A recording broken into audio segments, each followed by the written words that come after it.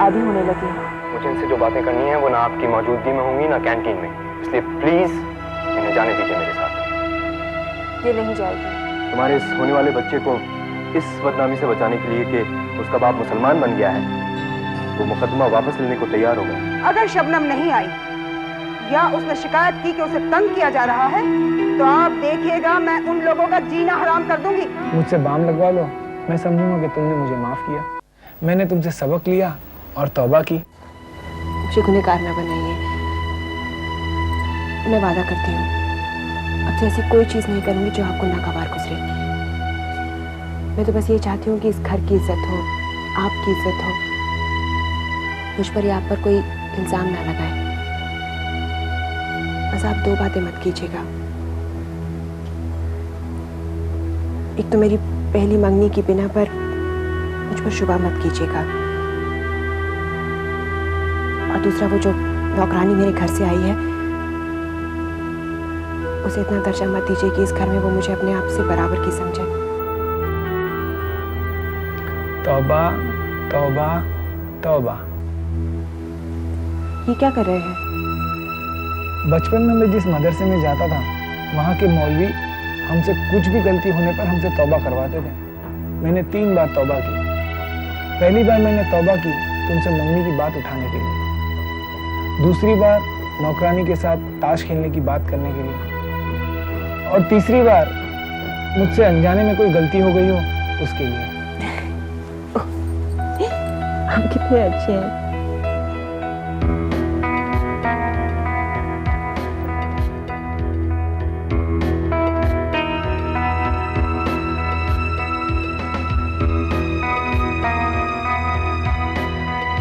बताओ तुम लखनऊ कब चलोगी? आप मुझे लखनऊ ले जाएंगे?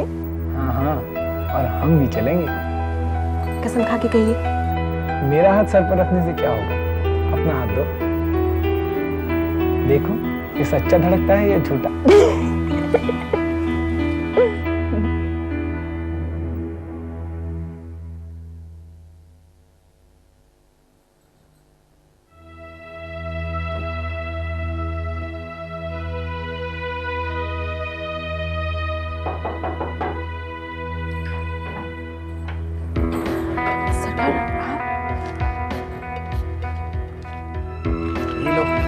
रख लो। घर वाले बहुत चौकन्ना हो गए हैं। बड़ी मुश्किल से उनको झांसा देकर अब्बू से कहकर मैंने तुम्हारी ड्यूटी बड़े महल लगवाई है, उसे सफाई करने के लिए। एक दिन तू और एक दिन खैरातन। घबराना मत, वहां कोई नहीं रहता।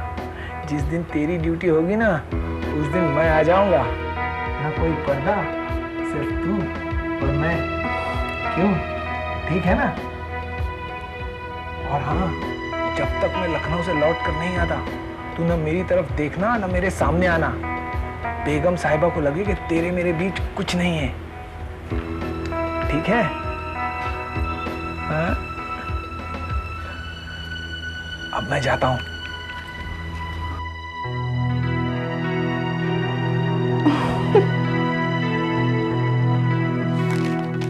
ये क्या है? सिलेक्शन बोर्ड से कॉल आई है क्या?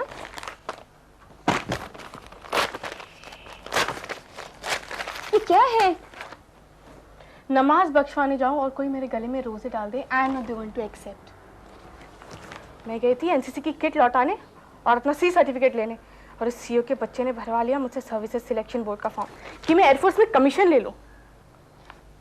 जब तूने एनसीसी का कोर्स किया है, सी सर्टिफिकेट लिया है, तो एयरफोर्स ज्वाइन करने में क्या हर्ज है? तू पायलट बन जाएगी सबा। आई कैट टू हूट्स, मुझे नहीं बनना। तो फिर क्या करेगी तू? जो जी में आएगा वक्त का खून करूंगी, उसका कीमा बनाऊंगी। अब मुझे सिगरेट स्मोक करके एस्ट्रे में ऐसे रगड़ कर बुझाते हैं ना, ऐसे करूंगी। तो किससे जिद कर रही है? जिद वो करता है जो भीख मांगते हैं, मैं किक मारती हूँ जैसे खिलाड़ी फुटबॉल को मारता है। किक मारने के चक्कर में खुद अपना पैर इंजोर कर बैठी है, क्रेप बैंडेज बांधे फिर रही है, प्लास्टर भी नहीं चढ़वाती है तू। क्यों चढ़वाऊं मैं प्लास्टर? क्योंकि ईगो की हड्डी में जो हेयरलाइन क्रैक है और तेरे दिल के लिगामेंट में जो फूट पड़ गए ना, वो सब ठीक हो जाएंगे। तो फिर से किक मार सकेगी, नहीं तो जिंदगी भर लंगड़ाती फिरेगी और हर बरसात में तू टीस उठेगी। मेरे? हाँ तेरे। तू कमीशन ज्वाइन कर ले या कुछ और कर। चाय नहीं चाहिए, ले जाइए। नहीं चाहिए, ले जाइए। अरे जाओ। चाय नहीं पिलानी? चाय पीनी है तो अपने मंगेतर के पास जा जिसकी गोद में दफन होने जा रही है। वो तुझे चाय भी पिलाएगा और तेरी ये बकवास भी सुनेगा। मुझे नहीं सुननी तेरी बकवास, ना सुनना lecture and no bloody air force.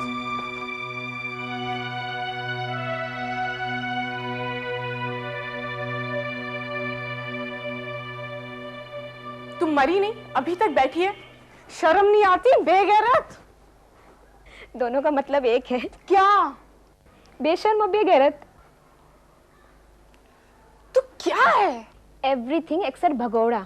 जो मैं नहीं हूं तू है। चमगादड़ की तरह कमरे की दीवारों से टकराती फिरती है, रोशनी फेस नहीं कर पाती है तू। इतनी छोटी सी बात तू समझ नहीं पाती है। मैं समझ नहीं पाती। क्या? डाइवर्शन।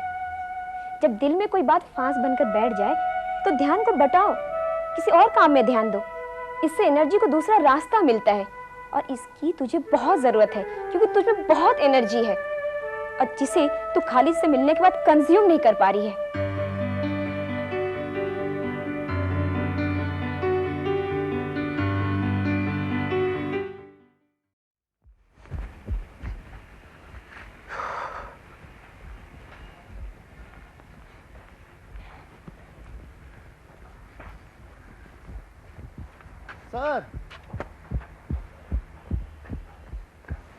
सर ये गॉड साहब ने दिए हैं। वो मुंशी साबर अली को देना भूल गए थे कि इनमें लिखे डॉक्यूमेंट्स की नकल होने चाहिए। आपको उन्हें खबर करने के लिए कहा है। मुझे? जी सर, गॉड साहब ने अंग्रेजी में डॉक्यूमेंट डिटेल लिखे हैं और मुंशी जी अंग्रेजी जानते नहीं। आप उन्हें फ़ोन पर समझा दीजिए। ठीक है। Thank you sir. क्यों खालिद मियाँ, फोन करने के बजाय उनके घर जाकर क्यों नहीं दे आते? नहीं नहीं, मैं उस घर में नहीं जाऊंगा जब तक वो नहीं बुलाएगी। मगर आबिद साहब ने क्या कहा था? आबिद साहब ने कब? जब तुम उन्हें छोटे महल छोड़ने गए थे और अंदर जाना नहीं चाह रहे थे। मैं आता हूं पैसे लेकर, फिर छोटे महल चलते हैं। नहीं नहीं आबिद साहब, आबिद साहब आप मुझे छोटे महल आने के लिए मजबूर मत कीजिएगा। मैं आपको छोटे महल के बाहर छोड़कर चला जाऊंगा। खालिद मियाँ, हमारे ससुर साहब के दरवाजे बड़े जल्लाद हैं। उनकी लड़कियां वक्त से नहीं जागती हैं, देर से जागती हैं। जूबी को देखो कितना वक्त लगा दिया, उम्र निकल गई। आप तो दरवाज़ा खुले फौरन घुस जाना और कहना मैंने दिल दिया, मैंने जान दी, पर तूने कद्र नहीं की। बोलना अब रुको, मैं आता हूँ।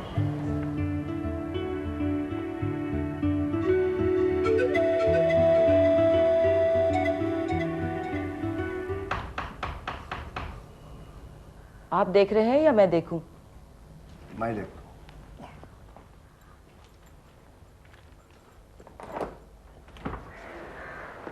अस्सलाम वालेकुम। वालेकुम सलाम वकील साहब। अजी छोटे वकील साहब आए। आदाब। आदाब, जीते रहिए, खुदा आपको शादगार करे। तशरीफ रखिए ना वकील साहब। शमा बीबी वारिस को लेके बाहर गए हुए। अब घर में हम दोनों के सिवा कोई भी नहीं है। मैं आपसे ही मिलने आया था जी। गौर साहब ने ये कागजात दिए हैं, उन्हें जल्दी इनकी नकल चाहिए। उन्होंने अंग्रेजी में लिखा था, मैंने उर्दू लिख दिया है। शुक्रिया वकील साहब। देखो वकील साहब ने कितनी तकलीफ उठाई ना। आप कहीं को तकलीफ करे वकील साहब। अरे मेरे को बुला लेते तो मैं हाजिर हो जाता था। आज इत्तेफाक से मुझे यहाँ आना था, इसलिए लेता आया। सोचा अगर आप हुए तो देता जाऊंगा। अरे ये तो अच्छा हो ये नहीं गए, वरना आप इतनी तकलीफ उठाकर आते और ये मिलते ही नहीं आपको। असल में मेरे को जुबैदा बीबी के घर को जाना था। आबिद भी आनी है ना घर पे, और ऊपर से ईद भी आ गई। और शमा बीबी बच्चे को लेकर गए तो मजबूरन मेरे को यहाँ रुकना पड़ा, नहीं तो नहीं मिलता था मैं। जी। आप चाय पियेंगे या काफी बना के लाऊं? नहीं नहीं, अभी कुछ भी नहीं। ईद की वजह से बाजारों में इतनी भीड़ है, न जाने कितनी देर से घर पहुंचूंगा। आधा ईद पे आने के लिए। देखिए आप ईद के दिन तशरीफ लाएंगे ना? अबे दोबारा आने का मौका मिल रहा है, मान जा। आप ईद के दिन नमाज पढ़ने ईदगाह जाते हैं? अरे बेटा ये तो हमेशा जाते थे, अब ये चल नहीं पाते हैं ना, ये घुटनों का दर्द। पिछले साल ईदगाह जाऊंगा बोल के जाके बाजार में खड़े रहा। रक्षा मिलता ही नहीं।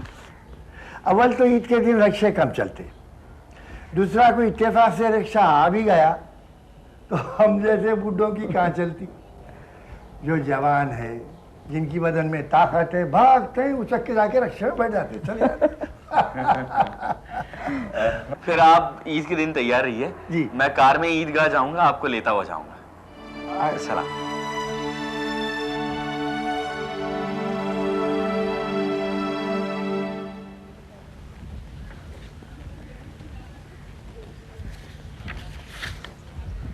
शमा, वारिस को डॉक्टर के पास ले गई थी? हाँ, डॉक्टर को शुबा है कि वो एनीमिक हो, जिसमें बार बार खून देना पड़े। हे भगवान, ये क्या विपत्ति आ गई इस छोटी सी उम्र में। इलाज क्या बताया? अभी तो टेस्ट होंगे, जिनकी उस नर्सिंग होम में फैसिलिटीज़ नहीं। गवर्नमेंट हॉस्पिटल में दिखाना पड़ेगा, वहाँ टेस्ट होंगे। सरकारी अस्पताल में? वहाँ तो बहुत समय लग जाएगा। किसी को पहचानती हो? नहीं, औरों की तरह लाइनों में लगना पड़ेगा।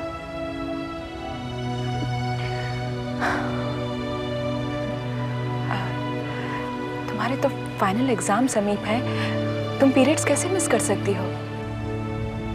मिस करूंगी, बेटे का इलाज तो करवाऊंगी। तुम्हारे पिताजी नहीं जा सकते? इस उम्र में वो लाइनों में कहाँ खड़े होंगे? जिस तरह के एनीमिया का डर है, अगर वो तो परसों लग सकते हैं। मैंने तो उन्हें अभी तक बताया भी नहीं है। डिसीज अभी हुई है। चलो कहीं जाकर बैठे हैं, मेरी बिल्कुल टांगें टूट गई हैं। चलो। वो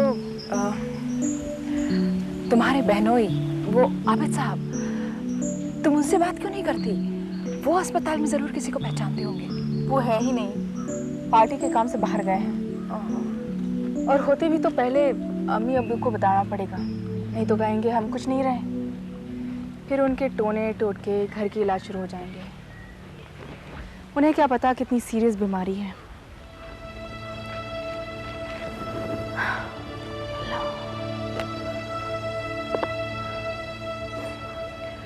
वो वकील नहीं आता जिन्होंने नर्सिंग होम में परिचय करवाया था? कल आया था, मैं जब वारिस को लेकर नर्सिंग होम गई थी। मेरे आने से पहले ही अम्मी अब्बू से मिलकर चला गया।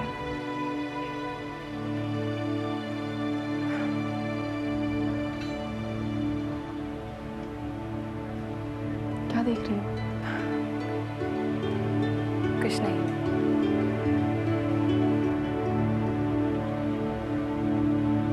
तुम जो सोच रही हो मैं जानती हूँ।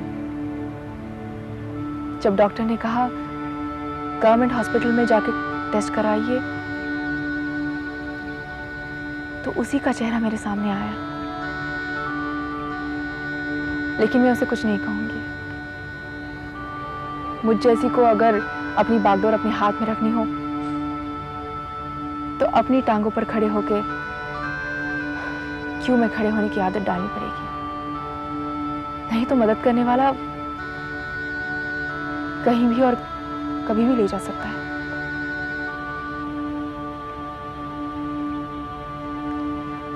ईद के बाद वारिस को हॉस्पिटल ले जाऊंगी। अगर वही बीमारी निकली तो मेरी तो जान ही निकल जाएगी। वो ठीक हुआ कि नहीं पता नहीं।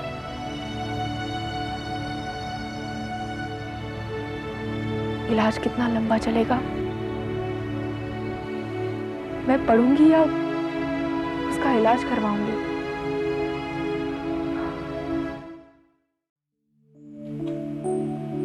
कभी कभी तो मैं भी चली जाया करूंगी। ये कोई मुश्किल का हल तो नहीं हुआ। हम दोनों के इम्तिहान सिर पर है। कॉलेज नहीं जाएंगे तो फेल हो जाएंगे। तो मुझे पास होकर भी क्या करना है?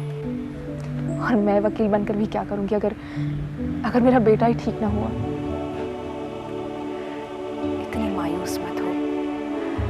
इतनी हताश होने की कोई आवश्यकता नहीं, कोई ना कोई इलाज जरूर निकलेगा। कैसे न हो मेरा, मेरी जिंदगी कई बार बनते बनते बिगड़ी है। शादी हुई, बच्चा हुआ और अचानक सब कुछ उजड़ गया। मुकदमा चला, मैं जीते जीते हार गई।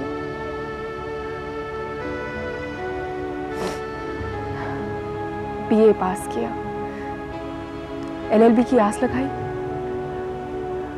तो बेटा ऐसा बीमार पड़ा कि इसे थमो तो वो हाथ से जाता है।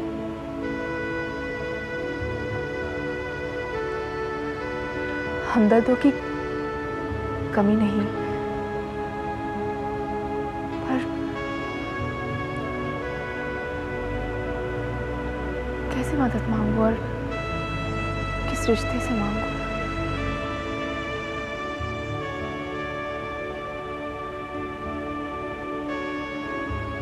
हाँ Brajesh, I'll talk to you later. Yeah, bye.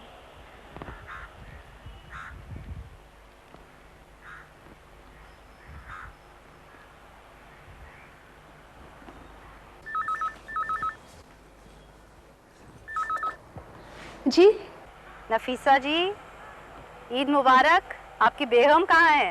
जी है दीदी, आपको भी ईद बहुत बहुत मुबारक हो। मैं आती को बुलाती हूँ, एक मिनट रुके। आती, दीदी का फोन है। ईद मुबारक। अरे यू चीट, फोन मैं करती हूँ, ईद मुबारक तू कह रही है? बड़ी उच्चक्की हो गई है। खरबूजे को देखकर खरबूजा रंग बदलता है, सोबत का असर है। मेरी सोबत को और कोई असर नहीं हुआ तुझ पर? क्या असर होता? जो मुझ पर हुआ। तो रात को चांद देखा और उसे फोन करके क्षमा। किसे? नरेंद्र को। कह दिया मल्टी रिलीजन सोसाइटी में रहने का यही तो फायदा है। सरकार ने छुट्टी दी है, आकर गले मिल लो। नहीं लगेगी ना पिटकड़ी, रंग चोखा आएगा। बेशरम कहीं की, तुझे गैरत नहीं आती?